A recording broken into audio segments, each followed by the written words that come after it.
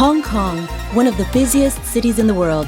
Thanks to top-notch infrastructures and transport network, traveling in the city is a stress-free experience. In support of the government's innovation and technology policy, the Tuen Mun Chek Lap Kok Tunnel becomes the first tunnel to use cloud technology to monitor fire alarm systems for tunnel tubes and service gallery. A simple mobile app offers the staff real-time automatic surveillance of all systems in the tunnel. 當有異常情況發生，警報系統就會即時透過手機應用程式向隧道管理人員報告，仲會顯示出發生火災嘅位置，等工作人員可以迅速咁樣作出適當嘅應變。